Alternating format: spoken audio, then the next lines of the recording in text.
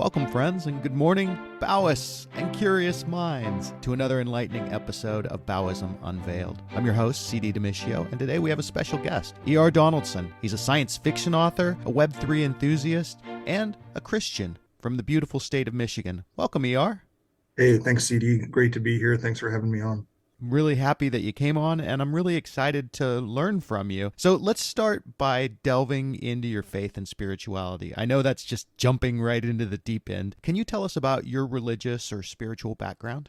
Yeah, for sure. So, broad terms, I'm Christian, Protestant branch. Beyond that, the denominations get murky. I was raised culturally as a Baptist growing up, and then we can get into more detail on it later. But essentially, I left the faith during most of my college years, was agnostic for a while, and then came back to the faith after postgraduate school. So currently, I think we're attending a Baptist church, but in general, we take the little idiosyncrasies of denomination less seriously than most. Okay. Wow, that's quite a journey. So it sounds like you've gone complete full circle, and I'm sure explored some different things along the way. Before we dive into our conversation deeper, I want to make sure that some Baoist concepts are clear between you and me and also for our listeners. So in Baoism, we use the term Bao Ji, and this refers to teachers or individuals or influences who have imparted valuable lessons that contribute to a better life. So these can range from spiritual figures like Jesus to everyday mentors, maybe a pastor or a parent, a teacher, someone who helps shape our understanding of the world. So that's what I mean when I ask about a Bao Ji. And then the other two essential concepts in Baoism that we really need to understand together are rocks and talks. So rocks, R-O-X, that refers to positive deeds that individuals can do that benefit others, themselves, the world as a whole, basically that contribute to the collective good. And on the flip side of that, there's talks, which represents really the opposite, sort of toxic negativity, things that are toxic behaviors, thoughts, or influences that harm yourself, others, or the world at large. Does that all make sense? Oh yeah, I'm with you here. Cool. What I'm hoping is that maybe you can share a little bit about the things that you get from your faith that give you strength, that make your worldview better, things that you'd like to share with others, because ultimately we all end up being Bao Ji, and maybe at this point you're going to be able to be a Bao Ji to someone else who's listening. So I'd love if you shared a little bit about your faith, about the strength that you find in it, and if you want to talk about some of your Bao Ji, those teachers or influencers that made a positive impact on your life, I'd love to hear about them, who they are, what important lessons they've imparted, things like that. Does that sound okay? Yeah, that sounds good. And I guess I can frame some of the strengthening aspects of my faith by delving a little bit more into my history and the journey there. So as I mentioned, I was brought up in a Christian Baptist background and took it very, very seriously, to be honest with you. I was really into scripture memory. I considered myself an armchair philosopher, as so many of us do at 16, 17 years of age, think you have it all figured out. And then one of the reasons that I started to struggle with my faith was going to teachers and not being able to find answers that were satisfactory. So, and the reason why I bring this up is what I'm really going to slant my conversation today and for this audience here is some of the more philosophical elements, but I want to be clear too that being a Christian, there is the deist element. There is the belief in Jesus Christ's divinity and in the Holy Trinity. So, that now that that's out there, I'm going to leave it out because I think that Christians have this tendency to start digging into minutia of theology, and it actually hurts a lot of people's faith along the way, either those who consider themselves part of the faith or individuals who may be interested and then are turned off by the nitty-gritty arguments. So that's where I'm going to kind of stay away.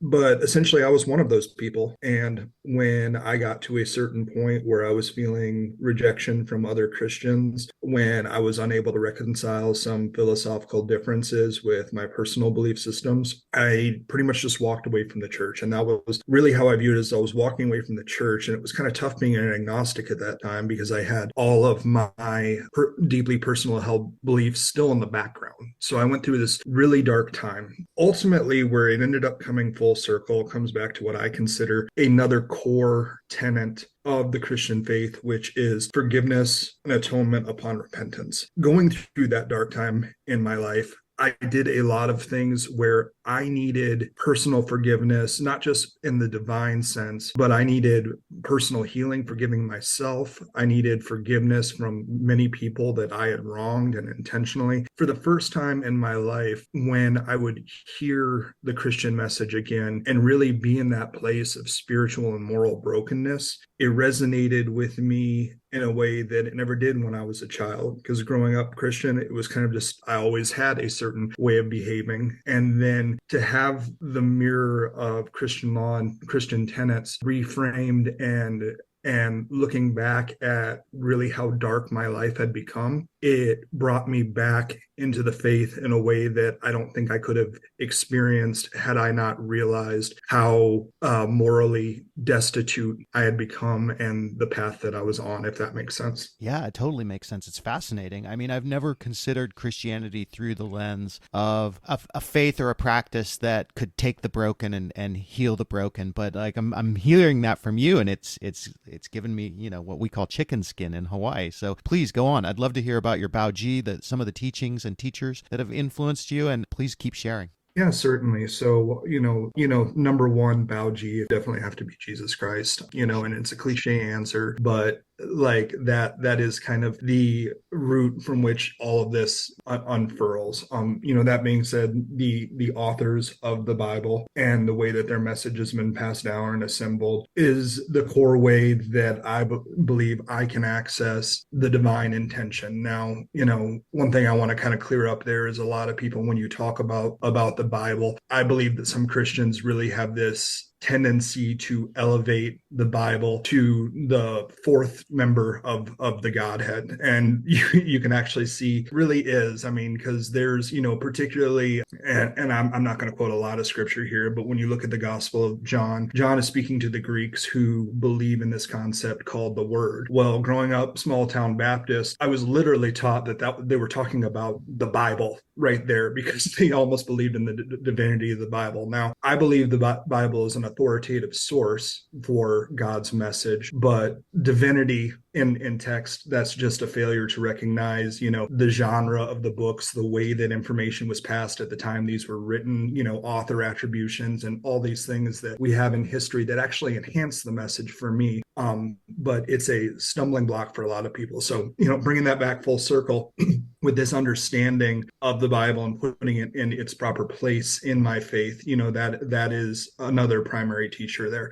Getting away from some of the more typical Christian answers there, I found the writings of C.S. Lewis to be incredibly helpful. His work, Mere Christianity, is a really nice breakdown and a kind of a retelling of how he went from, I believe it was atheist at that point, and kind of rationalized his way into the faith. And he became, as he describes himself, a great layman teacher, but also a deeply influential person in the church during his era and still today. And then more contemporarily, I don't necessarily have pastors or leaders within the church that I rely strongly on, but I do see people whose work I admire. Currently one that comes to mind is Dallas Jenkins. He's the guy that wrote and produced the Chosen miniseries. You can see it on Netflix, or you can just see it on their site for free. Does a great job of bringing not just a humanity and relatableness to Jesus, but more so of his disciples, and revealing how flawed and broken these characters likely were at the time or had the potential to be. And it makes it feel like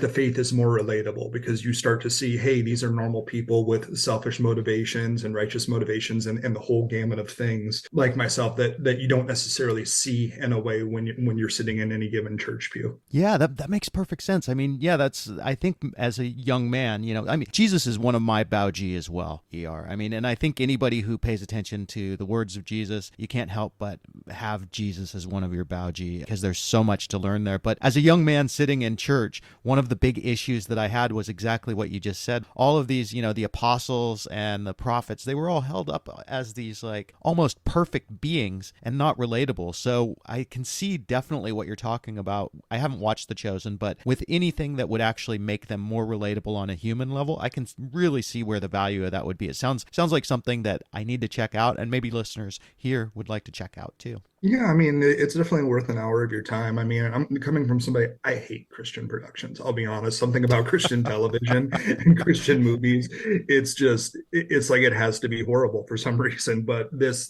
definitely breaks the mold, and his production company has seen the success of it. So I think it's worth checking out. Okay, so going to Jesus again. So what would you say if someone asked you, what is the most important lesson that Jesus provides? I know that's a huge question, especially for a Christian. So there's a technical correct answer to this, and I'm not good at quoting scripture anymore, but I'm going to paraphrase, when Jesus's disciples ask, what is the correct way to be living? He says, love the Lord your God with all your heart, soul, and mind. This is the first and greatest commandment, and the second is like it, love your neighbor as yourself. Now, that second one has this presupposition where where I'd like to spend most of the time, that we all love ourselves on some level. There is this natural inclination to do things that are good for the self. Now that, as somebody with neurodiversity and mental health struggles myself, I want to be clear, I'm not talking about that. I'm not talking about depression. I'm talking about kind of the instinctual nature of humans as creatures to do things that either feel good or benefit us in some way. It takes that and says, hey, look at your neighbor, everyone around you, and treat them with that same instinctual kindness and desire for their benefit that you naturally experience for yourself. And I think that attitude, charity, and the desire for the good of your fellow man is really the central philosophical principle. Again, staying away from the theological principles, the single philosophical principle that underpins Christianity. It's fascinating. I mean, it is such a diverse and valuable source of teachings. I know asking that question was a huge one, and I love that answer, especially, you give a nuance to the golden rule, do unto others, of course, but you gave a nuance to it that I hadn't actually considered before. And that nuance was looking at how we treat ourselves also, and maybe the opposite of the golden rule, treating ourselves as well as our neighbors would like to be treated. Does that make sense? Oh yeah, no, and I mean, and that's, and again, I wanted to make it clear that, I too struggle sometimes with being kind to myself as well. That's also an area that my faith really holds up on me, and I can give you a very personal example that happened just recently. So I'll be transparent here, and I have spells of major depressive disorder, and I had one that was so low that it was hard for me to get to work, dealing with suicidal ideations. And I've got a buddy that I have gone to church with previously. We go to different churches now, but he came in to me and gave me a passage in Ephesians to look at. He's like, look, I get where you're at, and I'm not changing. I'm not trying to sit and say, oh no, you shouldn't feel what you're feeling. I'm saying, take a look at this. And the passage spoke to the intrinsic value that God holds over each of our lives. And he's saying, look at that, recognize that you are valuable to God and to Christ. And then what do you do with that and your thoughts of worthlessness with your lack of self-value? I'm not saying you don't have to feel that. I'm saying try to reconcile that. And it was really helpful, not necessarily like, oh, geez, now I'm better, but meditating on that and dealing with that thought for weeks on end, really helped mend some of the psychological trauma I was experiencing at the time. It's wise advice, man. And I hope that those who are in a similar situation, that they take it to heart and hear what you just said. I'm going to move on a little bit. So in terms of talks, these bad things that we should avoid to have a happier life, because the point is we want people to be happy. So from your perspective, what are some talks, some talks things that people should avoid, like maybe the top talks from your perspective? perspective? I've been thinking about this question, and I'm going to avoid listing a rap sheet of people's favorite sins. They've got your dirty dozen, your seven deadly.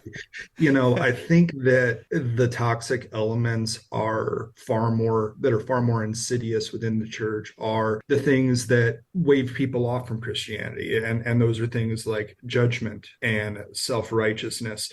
For me, pride is a huge one, and I think you can see a through line through all of those, because you take a message that is one of grace, that is one of forgiveness, and then you twist it, or individuals who practice often twist it into this thing of, well, look at how much better I am. You really need to get in line. You need to do better. And there is something to be said in the faith about sin avoidance. However, that elevation of the self to a position where you're passing judgment over others, particularly of non-Christians, is a very toxic behavior that I think the church needs to wrestle with. Wow. So judgment of yourself, or pride in yourself and judgment of others. That's a huge talk. That's what are some ways you think people might be able to avoid that, to get past it, or even to recognize it and, see it for the problem that it is? I think that, as with a lot of problems in our life, and one of the things that I like what you're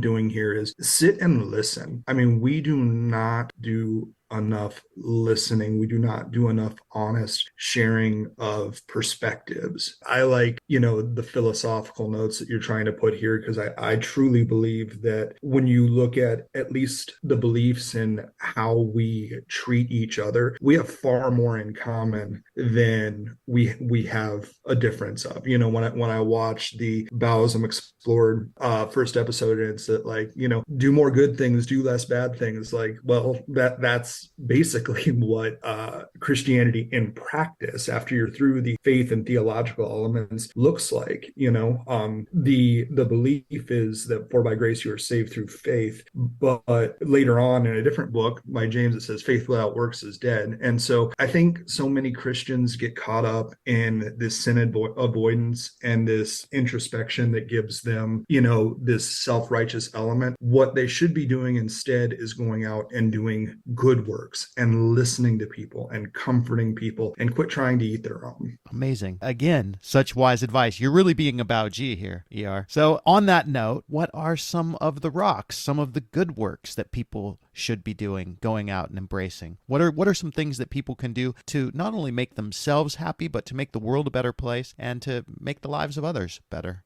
I think the alleviation of suffering, wherever you can see it, is a core tenet of the faith. And especially when you look at the early church, they were doing a lot of really good social works kind of things. That was actually, I was watching a lecture on that. One of the ways that Christianity spread so far and wide in Rome at the time, because it was very common just to abandon children at the time. It wasn't socially taboo, abandon them on the streets, and what happens.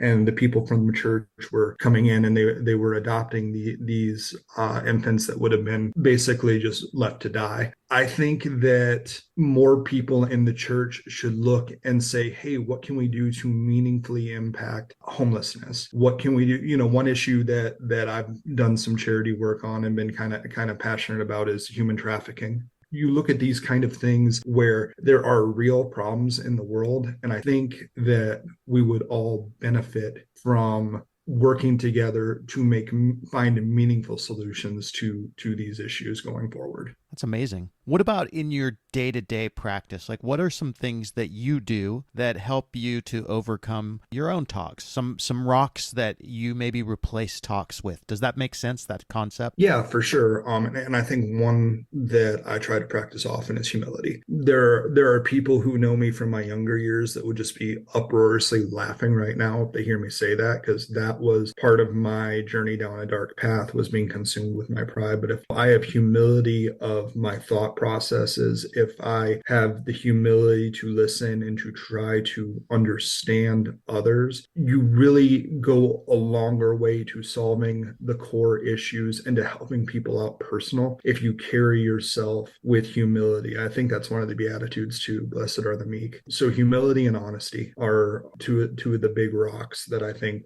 I'd like to impart here. How do you embrace humility for yourself? If I'm filled with pride and hubris, what's a way that I could embrace more humility in my life? So if you're looking at it from a practical standpoint, I think catching at those times where you are having hubris, when you do pass judgment quickly, when you're not listening, like that's kind of the first element of social emotional intelligence, right? Is to be able to identify your thoughts and feelings in yourself. The second element, is then identifying your thoughts and the thoughts and feelings of other people. And then you can't get deeper until you've identified those and you do an interruption and you say, hey, maybe I should hear this person out, or hey, maybe I don't have the answer. And then you control that negative impulse. Because really, I mean, humility and pride, it's just a spectrum. So identifying those areas where you would like to display more humility, catch yourself when you're not being humble, catch yourself when you're even being proud, and just pause and then dial it back. And most of the time that comes down to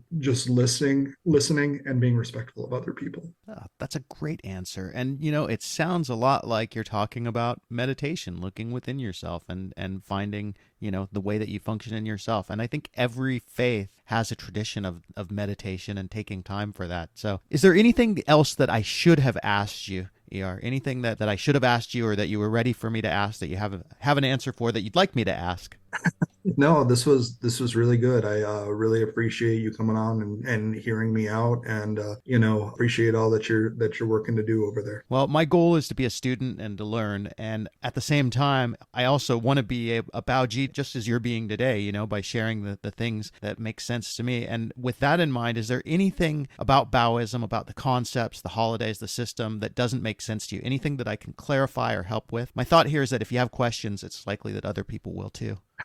No, I like I said, I'm still mostly in the curiosity phase here. I do like that you're going out and you're actively listening to people of others' faiths, and I've always had a interest in comparative religions, because again, I think you learn from listening to other people. So very interested to see how this shapes up going forward. Well, thanks, ER. I really appreciate you coming on. I love what you've shared. I think that for those who are listening, listen once or twice or maybe three times, because there are some true gems in the words that E R Donaldson shared with us today. I guess that's about it. Any last words before I close out? I love talking about my faith. It's not something I get an opportunity to do often. So I'd encourage anybody, if you have more questions or would like to know more, I'm an open book. Thank you, ER, for sharing your thoughts, your faith, and your wisdom with us today on Baoism Unveiled. And to our listeners, if you found today's discussion intriguing and you want to explore more about Baoism, you can visit our official website at baoism.org. There you'll find resources, articles, information about upcoming events, and don't forget to subscribe to the Baoism newsletter and podcast at baoism.substack.com. That's BAOISM, and stay connected with us as we continue to unveil the diverse facets of Baoism, and we feature fascinating guests like E R Donaldson. As always, thank you for joining us on this journey of exploration. Keep embracing the joy, keep celebrating, and keep discovering the beauty of Baoism. Be happy.